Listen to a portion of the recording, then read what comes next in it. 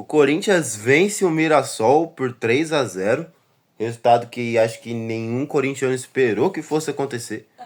Porque o Mirassol, até o momento, só tinha tido quatro derrotas no campeonato. As 4 fora de casa. Mas apenas 4 derrotas no campeonato. Uma campanha surpreendente do Mirassol. E acho que assim, a gente ganhou do Mirassol, beleza. Mas a gente precisa se inspirar no Mirassol pro ano que vem.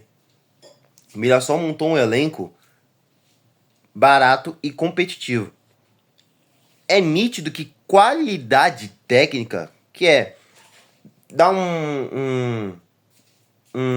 fazer um chute colocado, dar aquela chapada, ou até mesmo na questão do cabeceio consciente, que eu vi vários erros de cabeceio dele, apesar da transmissão falar que o forte deles é a bola parada, mas eu não vi isso acontecer.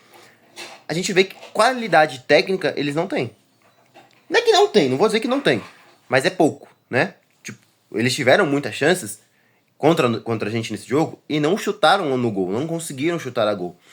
Que acredito eu que é falta de qualidade. Agora, disposição física, imposição física, esse time tem de sobra, eles voam. Eu acho que é por isso que o Mirassol ganha tantos jogos. Também é um time muito arrumado taticamente, o treinador deles, que eu não vou saber o nome, ele monta um time muito encaixadinho, com pressão alta, muito bem feito, o time do Mirassol. Eu sei, o pós-jogo é do Corinthians, mas eu preciso falar do Mirassol, porque o Mirassol dominou o jogo. A gente ganhou de 3-0, mas o Mirassol é quem dominou.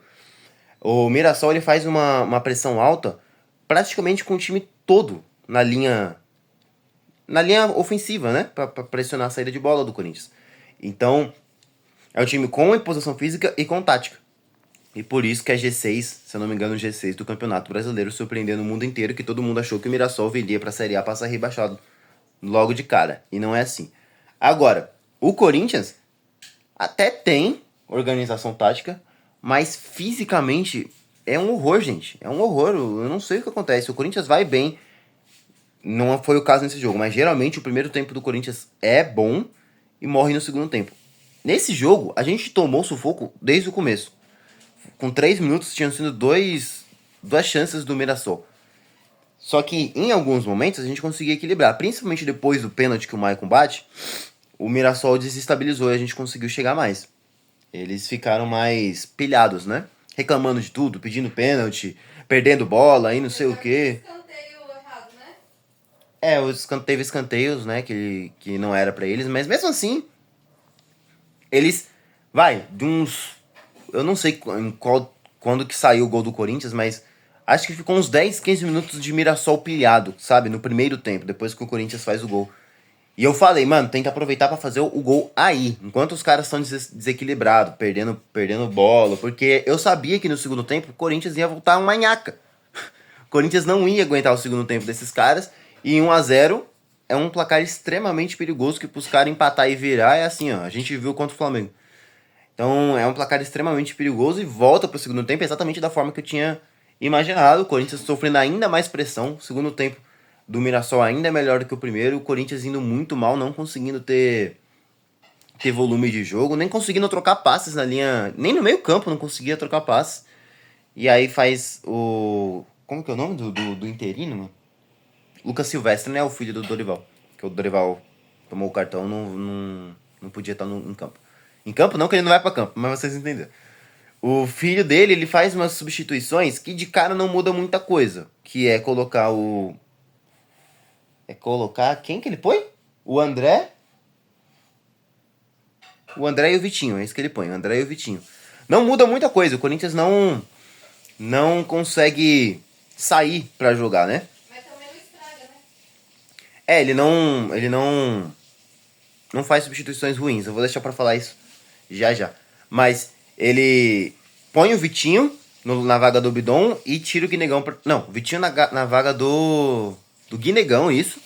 E o André na vaga Saiu o Martins. do Martinez, isso. André na vaga do Martinez e o Vitinho na vaga do Guinegão. Eu não vou me lembrar se o segundo gol já saiu aí, só que o time começa a melhorar depois da terceira substituição. Terceira e quarta, que é colocar Terceira e quarta não. Terceira e quarta, que ele coloca o Rian e o Memphis. Ele tira o O Bidon, né? Tira o Bidon. Vitinho. O Vitinho ele tira mais pra frente ainda. Caramba, quantas notificações teve, né? Hã? Não, eu acho que eu tô contando errado. Porque eu acho que ele coloca de cara só o Vitinho. Não, ele põe o Vitinho e o André. Aí depois ele põe o Rian e o Memphis. É isso mesmo, tá certo. Põe o Rian e o Memphis. Aí depois o Vitinho machuca e ele coloca o... Quem que ele coloca? Rapaz, eu me buguei tudo aqui. O fato é que depois das substituições de meio campo, o time joga melhor, com o Rian e o André ali no meio campo. E, e o Vitinho, ele faz um assistência. Na verdade, é uma tabela muito bem feita. O Bidu tem sido desafogo do time nesse. Não só nesse jogo, mas nos outros jogos, porque o segundo gol sai de uma tabela do Bidu, acho que com o Maicon. E aí ele acha o Vitinho lá na frente. E o Vitinho dá assistência pro gol do Yuri. Que foi o gol a lá Yuri, né? Que o Yuri é esse cara, ele perde os gols mais fáceis e faz os gols mais difíceis. Tabelou com a perna do Não, esse aí foi o outro gol ainda. Aí ele faz esse gol aí de toque de primeira, assim, só desviar pra dentro do gol. Aí o Vitinho machuca. Se eu não me engano, é o Rian que entra no lugar do Vitinho. E aí, mais uma vez, o Mirassol, depois que toma o segundo gol, né? Mais uma vez desestabiliza. A gente vê o Mirassol voltando a errar. E acredito que também pelo fato do Corinthians com o Angeleri, que é mais defensiva na vaga do Bidu, com o Rian e o André, que dão mais marcação no meio campo, o Corinthians consegue sair mais pro jogo. E sai o terceiro gol, quase que no apagar das luzes. No apagar das luzes, né? Porque nem teve mais jogo depois. Que foi o Yuri recebendo. Ele chega, acho que ele vai tentar fazer um passe pro Memphis, que tá aberto lá do outro lado. Ele erra, bate no pé do zagueiro, a bola volta pra ele.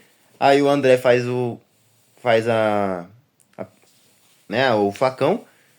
Acho que nem chega a ser um facão, Com o Memphis ele solta a bola. ele só entra na área e ele bate. Muito bom a batida do André. O pessoal fala que na base ele tem essa característica, né? Ser aquele volante, o famoso box to box, que pisa na área e bate pro gol.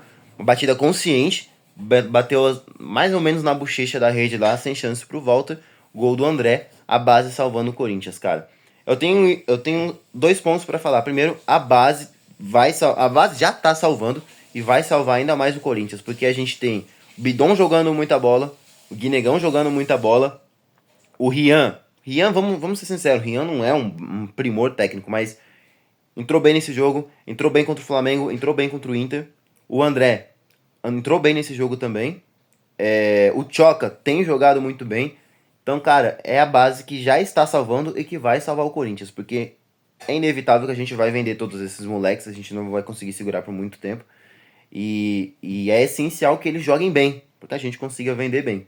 E o outro ponto é que eu acabei de falar o nome do cara, esqueci. O Lucas Silvestre, né? O substituto aí, o auxiliar, fez as substituições muito melhor que o Dorival. Muito melhor que o Dorival, cara. Taticamente, o Dorival é muito bom. O elenco também não ajuda o Dorival, porque o elenco é ruim. Só que ele, às vezes, coloca as piores peças que a gente tem. Ele vai pro segundo tempo com as piores peças que a gente tem. Com Thales, com Romero, com Kaká, sabe?